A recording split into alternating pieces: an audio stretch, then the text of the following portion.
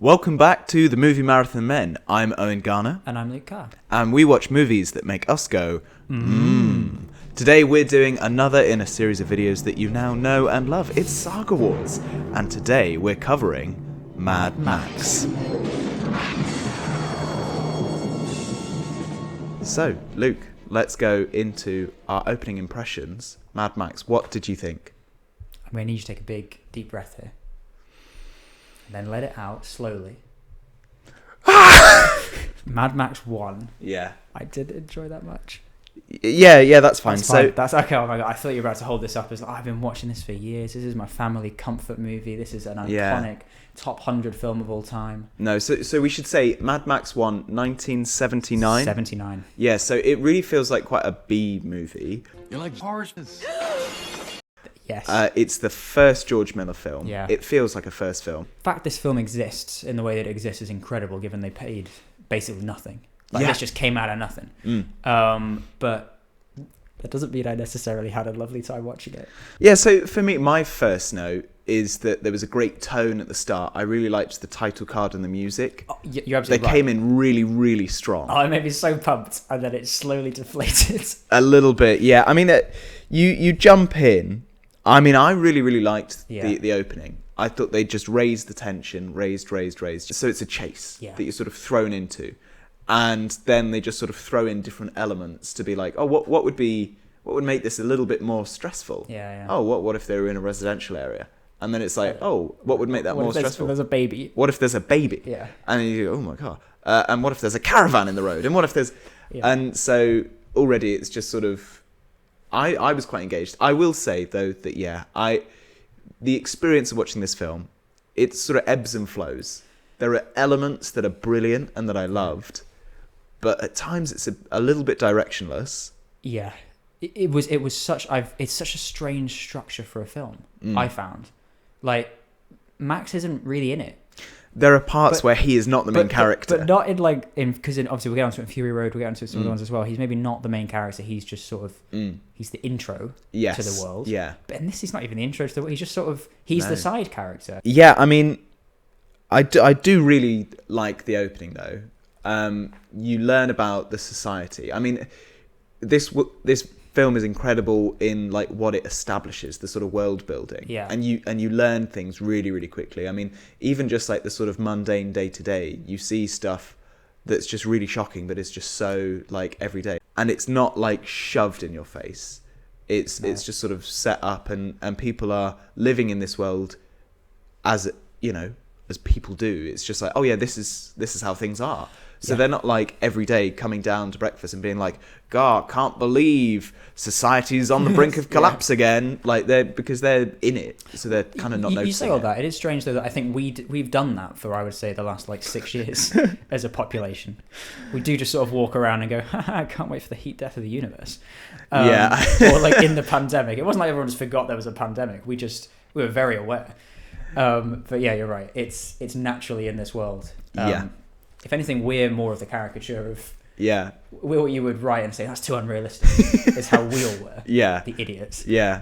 But yeah, no, I think it goes. We probably should say, because I think a lot of people haven't seen Mad Max. No. People's intro is probably Fury Road, and if not, so it was for both of us. And then if not that, people may have watched 2. I think 1 and 3 people have not really seen that much. You just know of Mad Max. Yeah. So this world is not post-apocalyptic. Yeah. Which I thought it would be, and I was baffled. But yeah, this is a strange film, I found. Yeah, like it's, and I struggled through it in a weird way. I had almost like a Pavlovian response to this film. Just sort of the sounds and the visuals felt so much like a film on maybe Film 4 on Sunday at 2 p.m. that you've never heard of. It's on and it's like the sun's outside, and you'd rather be doing anything else, but you're just sort of watching this film and then you fall asleep. I don't think that's what they were aiming for. They wanted high octane. They wanted, edge of your seat. Yeah, which I was, but only because I just sort of slithered there as I fell asleep. No, see, I do think that I enjoyed it more than you. Yeah, just from well, yeah, but there are bits that you're saying that I do agree with. I mean, I enjoy these sort of like 70s, 80s B movies. I think a bit more than you, where you see a society that's on the brink of collapse and then there's sort of, it gives rise to brutality Yeah. and anarchy, but within order. And it's the new order becomes death. So I've written that you can see how a society would collapse and death cults would rise. Yes. And I think they do in this film. I think it says in the film, just in the near future. And so it's sort of holding a mirror up to society and going, hey, look, you guys aren't actually that far away from this. And, this is 1979. Going off what's just happened in the world, it wasn't that wrong. This one. Yes. The other ones, obviously they're a more sort of broad allegory, but this one is in times like sort of worryingly close to what reality has become. And on that positive note, let's go straight into the scores. Let's move on to the scores, shall we? Let's start with story. So, Luke, what have you given it for story? Can you go first, please? Yes, I will. I'm going to give my score Yep. a little bit of an explanation. Yep. Then I'm going to listen to you and then maybe adjust my score. Okay. So I've given it an 8. Yeah. And I have said at times it is a little directionless. Max is not the lead of the movie, but the world building is incredible. Yeah. So the storytelling is amazing. That it's such a universe immediately. It's very show don't tell. There's a lot of small details just put in, and for me, the storytelling in that sense really, really works. Yeah. The plot of the movie. Yeah. So And it pivots in the middle, doesn't it? and then it pivots again. Kind of, Late, yeah. So I've looked at my score, and I think you've convinced me to go up a score because of the world building, which I really didn't take into account when I did this. I sort of watched the film and then in a haste scribbled together some notes. Yeah. In like a sort of Yeah. a disappointment Yeah. bubble. So I originally gave it a 5. I was not invested that well, in the story. It was sort of fast and slow paced. I couldn't really describe it. Like it's like not a lot happens, but equally it feels like it takes a while to tell the bits that it's telling. Let's move on to our next category, shall we? Yes. So, character. Let's go on to that. Okay. I'm going to let you go first this time because you made me go last. Yeah, I know. I just checked my First, score here. Last time. Yeah, I just checked it. I don't think you'd be massively happy with this. It's a 4. Right. Okay, I'll explain that. So, Mad Max wasn't Mad Max, just Max in this film, really, for most of it. He wasn't He's even... a bit mad. He wasn't like even angry. Cross. He was just slightly Miffed. moody. He was Moody Max. Moody Max, yeah, you're right. Yeah. So he... Miffed Max. Miffed Max. Miffed Max, slightly cross avenue. He was pretty bland to me, I found. He just kind of was in it. Like, he didn't do a lot. He had, like, 2 emotional scenes. And in them, the whole point was, I'm going to repress my emotions and be a man about it. And, like, Goose was the main character. Yeah. And he was, like, enjoyable, but, like, one note because they weren't really going to give him... Because he wasn't the main character. But he was narratively the main character. Yeah, he absolutely was. And his wife, similar, I suppose, where if she was the main character for the whole film, you could have made a full character arc and given her more personality and this and that. But she didn't, like, I don't know what she was called. She sort of served the plot of the film, as did Goose, as did Max. Like, everyone in the film didn't feel entirely realised, apart from the villain. That's where I feel a bit harsh giving it a 4, is I'd say the villains, all of them, the main toe cutter, was an absolute standout highlight. I think that they are a harbinger of what's to come. Yeah. And I think that they make sense. And the reason that we see how brutal the police are and how uber violent they are, they sort of are, they're 2 faces of the same coin. But you see how sort of unsentimental that society is becoming. So I think that, Toe Cutter and Bubba and the others, Condoleezza or something like that. They've got great names, but you can see how this sort of biker gang, because there are biker gangs, and you can see how that biker gang just becomes more. Like, everything is turned up to 11. This one goes up to 11. These are the survivors. Yeah. It's not the normal people. It's not the nuclear family. It's the nuclear holocaust, and it's Yeah. it's these guys are the ones who are gonna prevail. Yeah. Oh, that's fair. I think so. I'll give my score. I might mark it down because this film being called Mad Max, for him to be quite an uncompelling character at times. At other times, though, very cool. But the other characters I thought were amazing. Yeah. I did enjoy all of the cops, and I thought that Yeah. they sort of, there was a sort of widespread of who they were. There was the psycho, the sort of the quieter one, and then the Crazy actual scientist man. the actual leader of the movie Goose. Yeah. And then the sergeant or whoever he was. I thought they were all really quite good, Yeah. but at times they sort of weren't in it or whatever because they didn't have something to be doing. Yeah. So Well, yeah. you're introduced to the psycho. I can't remember what they're called, but it's those two, and you're sort of introduced to them. So you think, all right, they're going to be the big ones in the movie, and then they're just sort of out of the game for a little bit, and then they're back in. It almost feels like some of these movies, they're just sort of more a vibe. Like they're less like a here is a story. Yeah. It goes from this point to this point to this point. It's just like sort of here's the world. Like it exists. It feels almost more like a TV show. No, okay, so I'm going to spoil a trivia fact from later just to put it in now because it's relevant sort of to the point you're saying, which is George Miller worked in a hospital before he directed. And apparently a lot of the inspiration for Mad Max is that he saw injuries from motorbikes in the hospital, working like A&E. And he basically put together a script or a storyboard of how all the injuries that he saw would have happened. Right. And then that formed the basis of Mad Max. Yeah. Because he just had a collection of car crashes, a collection of motorbike stunts, and then just put them in an order. Yes. And went, film. Yeah. And then That's interesting. put So it's emotional gone scenes like in the between. other way, really. We started with sort of fun, fun, I suppose, to people involved. No. Fun for us, though. That's kind of how the film seemed to start, and that kind of makes sense where you're right, where they just go, we need one person to crash in this ridiculous way on a bridge. They went, well, I guess we'll get him to a bridge and just sort of forget about the police sergeant for 45 minutes. Yeah. We need to get him to the bridge. Yeah. 7. The wife and the kid, they're like just in it, like, and then the grandma, like, she's fine, but like, there's some bits where it's just like this person's just in this film. Yeah, like they're not. And I think the So reason a I've 7. marked it so low is because the person who is the most just in this film Yeah. is Maximilian. Is maddest. Max Maximilian. 100. Let's move on to our next category, shall we? So, our next category, I'm worried I don't think we're going to agree on production. Mine is getting raised before I've said it. It's going to be a 7. I'll go 7. That's fine. It was a 6, and the reason I put it Yeah. 6 is because I don't think I mentioned this before. I found the editing really weird in this film.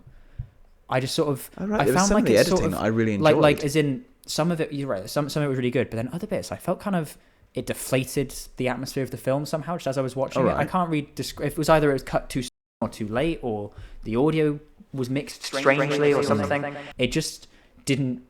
Something about the way that it was cut meant it was quite deflating for me. Yeah. Which is why I marked it down so harshly. But then at the same time, I've given it with time of 3 or 4 days.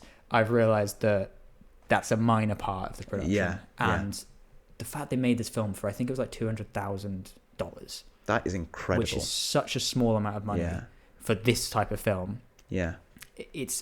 It's incredible they've made it. I'm stepping on your toes here, trivia wise. Yeah. Because I've heard about, so all of the car crashes and stuff like that, they were only able to film once. Yeah. Incredible. Yeah. Like and all of them look amazing. Yeah. All of the car crashes and stuff. I feel like this is one of those things where it's sort of like, oh yeah, but it's a Mad Max movie. Of course cars crash. Like this is the first ever Mad Max movie. Yeah. And the crashes look so real because I guess They most are of the time they just are real. They are just but real. it's like, how didn't they just kill everyone on production? Yeah. How did they do it? So you're exactly right, and I don't know. But like a few of them, because they had to crash into something. Say the van at the start they crash into, they just took all the insides of the van out. Yeah. So that when they crash into it, it's so light. Yeah. That the car that is being driven, Yeah. is fine. Yeah. But the van itself just kind of goes. Yeah. Because, which is so good. It's just blown apart. Yeah. and stuff like that, where they just worked around Yeah. not having any money Yeah. to just blow stuff up Yeah. in a safe-ish environment. So yeah, no, production is incredible what they did. I can't give it too high just because it's like, if you just show someone this, it's not like amazing. It's really good. I don't know. I've just said that even just like the set design is incredible. The world is so gritty and lived in. Like everything just kind of looks a bit dirty and used and kind of cobbled together. Is that just Australia though? I think so. No, but it like has that. Like it has that sort of scrappy nature of just everything is put together in that way. I also love these kind of B movies. Yeah. I love them when they're kind of bad.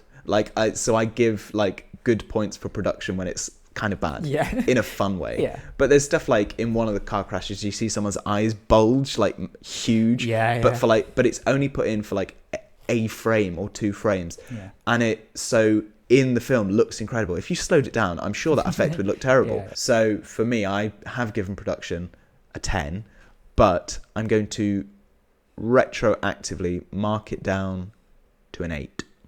An 8 even? An 8. Whoa.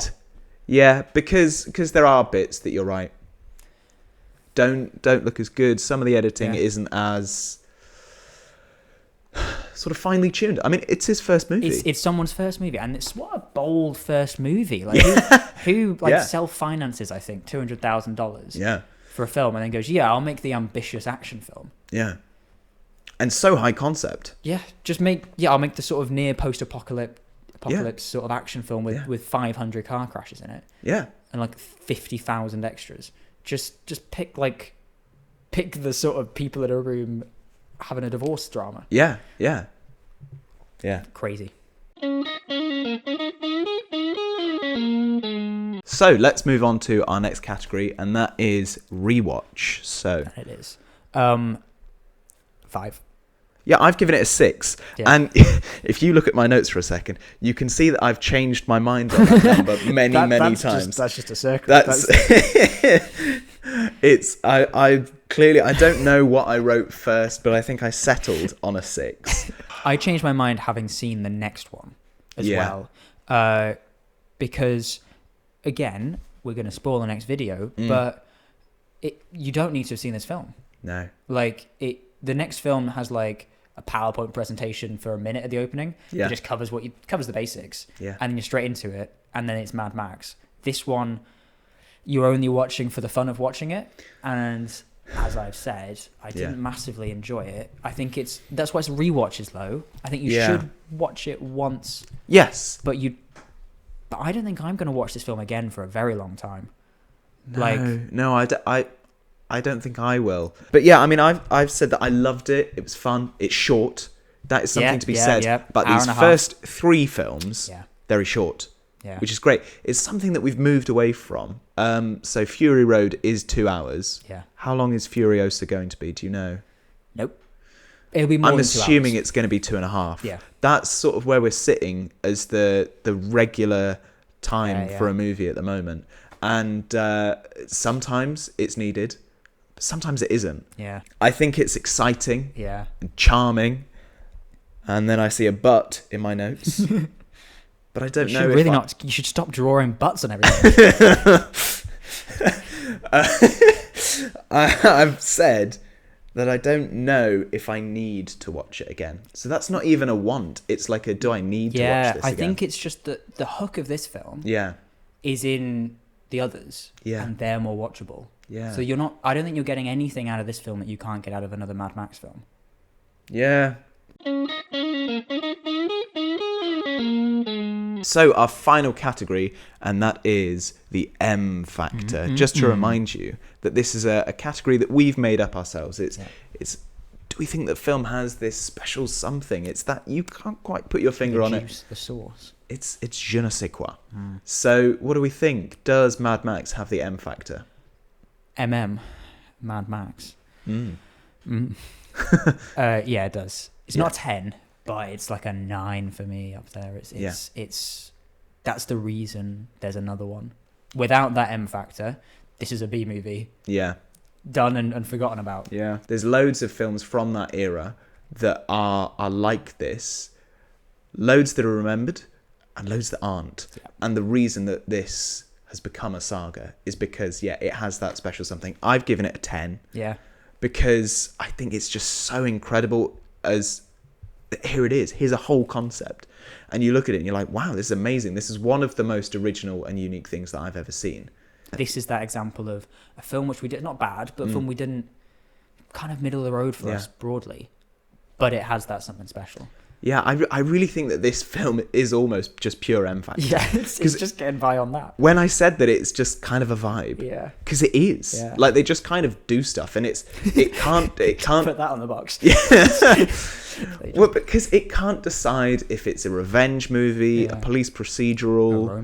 A romance, an apocalypse movie. It's all of those. Yeah.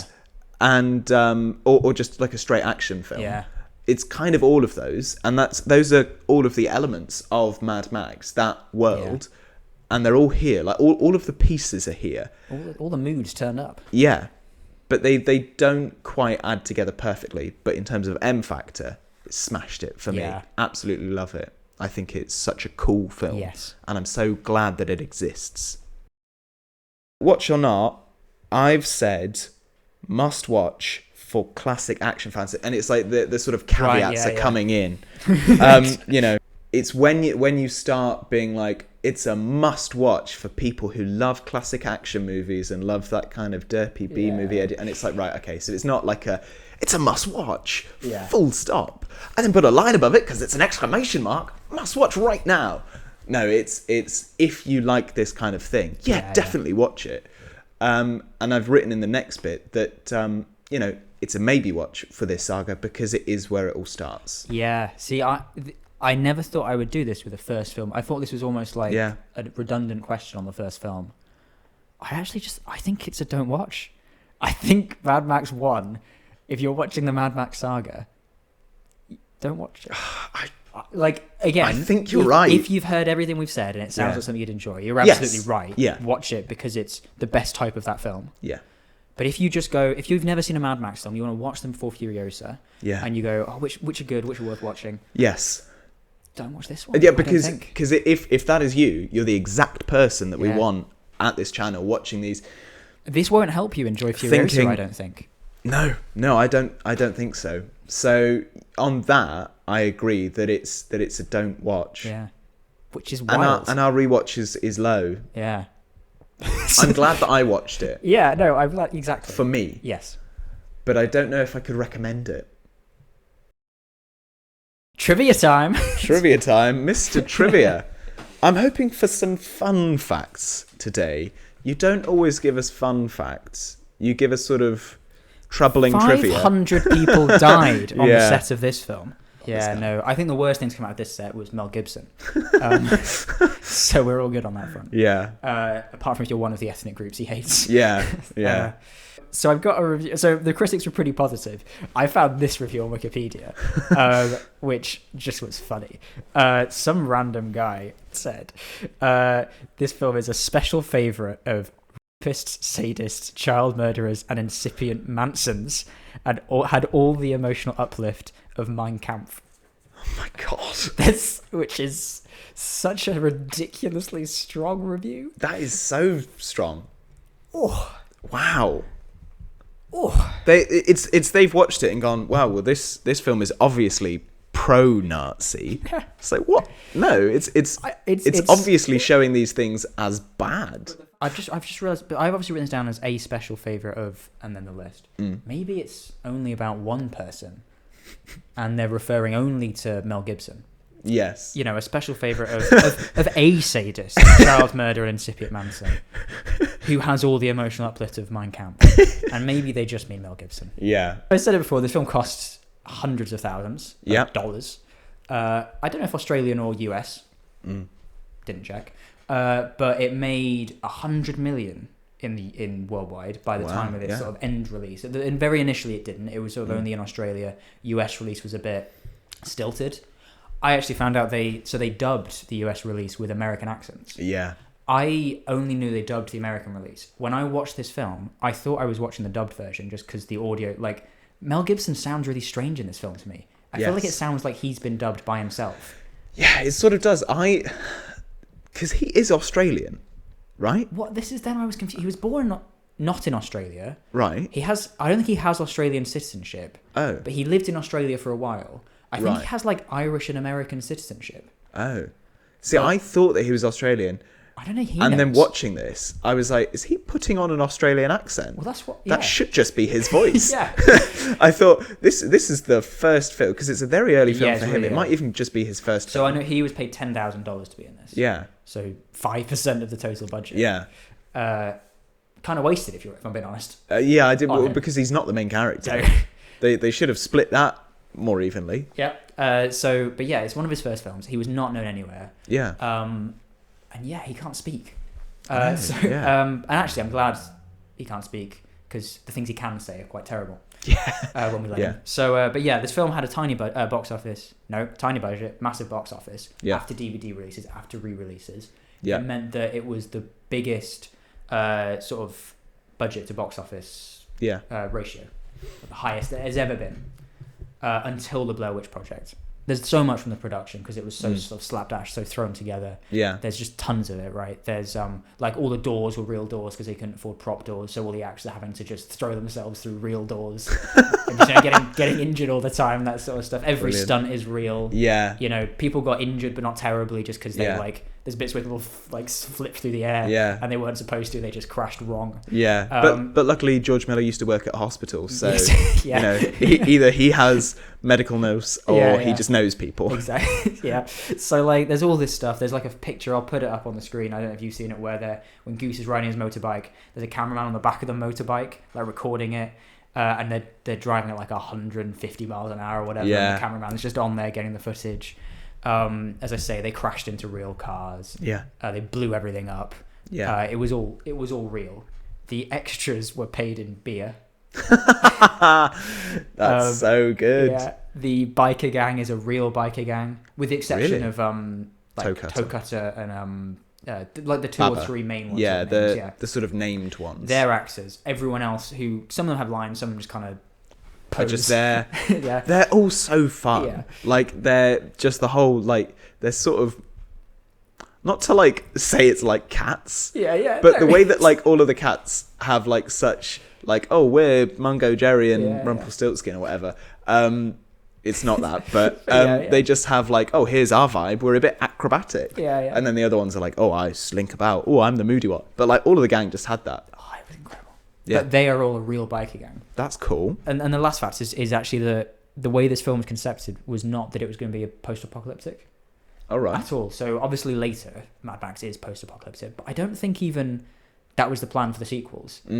What happened was they started filming and realized that it looked so barren because they had no money for sets, no money for like extras, apart from the ones they paid in beer. Yeah. So they just made the world like desolate and on the brink of collapse, and I guess hammed up how the biker gangs were and all this sort of stuff. Yeah. They made it more the world's about to go into turmoil, so they could get away with saying there's only 5 people in this world. Yeah. It's nothing but desert. Because it looks great, like and those sorts of compromises, adaptions, like it just means that they're like, oh right, we can't do it that way, or oh, we have to do this. Yeah. It makes for great decisions. Oh, yeah. Because it's like, oh, we have to do this. And now Mad Max looks the way that it does. Yeah. And I'm so glad. Oh, it's incredible. It's Yeah. incredible. So there it is. So that's our thoughts on Mad Max, the first in this saga, and maybe the first time, maybe the last, probably not, but it's definitely interesting that this, for us, I think, yeah, it's a not watch. Who thought that was going to happen? I definitely didn't. No. Setting out to watch these movies, I was ready to love this, and I did really enjoy it. But it's a not watch. I'm sorry to say. Well, there we are. That's all that we have on Mad Max. We'll return with the next episode of Saga Wars. Will be Mad Max 2. Yes, the Road Warrior. Oof. But until then, please remember to like and subscribe. It really helps us out here on the channel. And we'll see you next time. Goodbye. Hello, ladies and gentlemen. We've got a great show for you tonight. Let's talk about how much you hate children. Facts. Yeah, justify that.